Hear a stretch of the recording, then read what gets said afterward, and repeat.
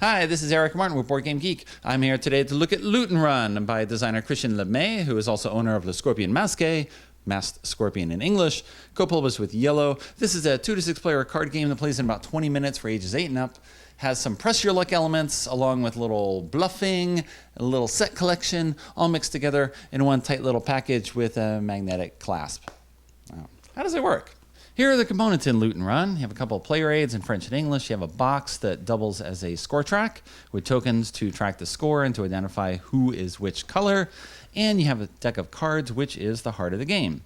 Now the cards come in yellow, green, and red.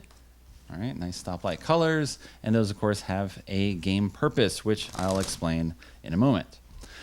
To set up, you're going to shuffle the deck and divide it into two piles. And then on a turn, you're going to take one of 3 actions. If you have no cards in front of you, the only thing you can do is loot, which means you're going to look at the top card of a pile and you put it down in front of you. Okay.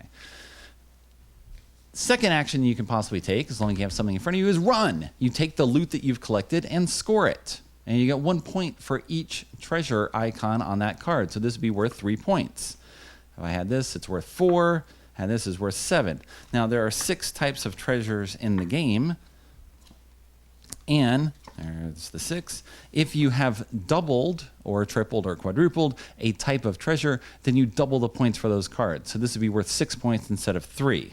And you get 1 for everything else. Okay. Then you throw all those cards away. Next turn, the only thing you can do is loot. All right. Now, third possibility, in addition to looting or running with what you have, is to awaken, which means you are going to call someone else out because you think that they have awoken guardians within the tomb.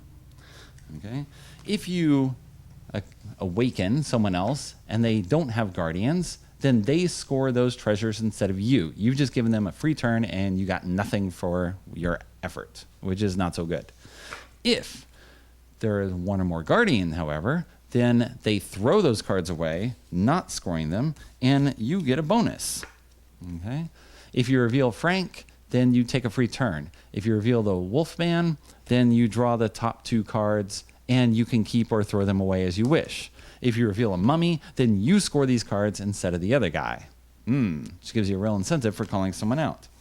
However, the game also includes amulets, and if a player has as many amulets as guardians, or of course no guardians, then they just score those points, and again, you got Bupkis. All right. So loot, run, awaken. Those are your choices.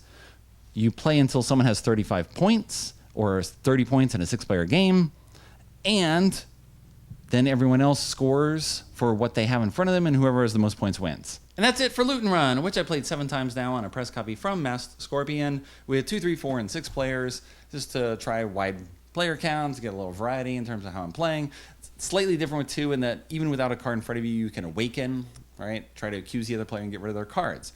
Otherwise, you sort of get in this weird stymie situation where if you don't have a card, you can't accuse them, so you got to draw, and then they can accuse you, and then blah, you know, doesn't work. So that's the special rule for 2 players. Now, as I mentioned, it's press your luck, bluffing, set collection. Set collection in that you're trying to double up on the particular treasure types in order to score more points and get closer to that finish line. It's kind of random in terms of whether you're going to get that or not, because the treasure types are all scattered throughout all the different cards, and who knows what you're going to get, and there's 6 types, and blah, blah, blah. Okay, you can watch what everyone else is throwing away as you're playing, but still, I don't know if that's really going to up your odds. You know, bluffing, because of course you're collecting certain things, and you may look like you want to be called out, just because then you'll score points if someone calls you when they shouldn't have called you.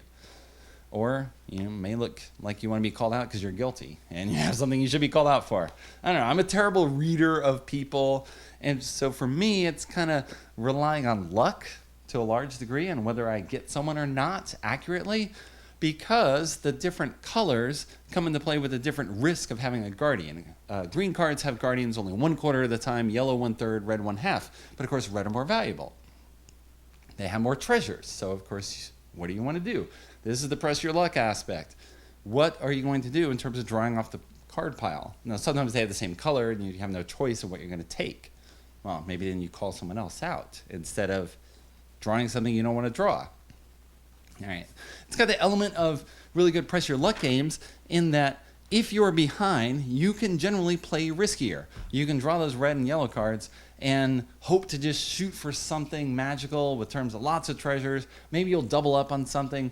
You'll have 3 of each and they double, and that's 6, that's 12 points coming. That's 1/3 of the way to the gold line. You can hope for that. Doesn't often happen, but you can certainly hope for it. All right? Loot and run.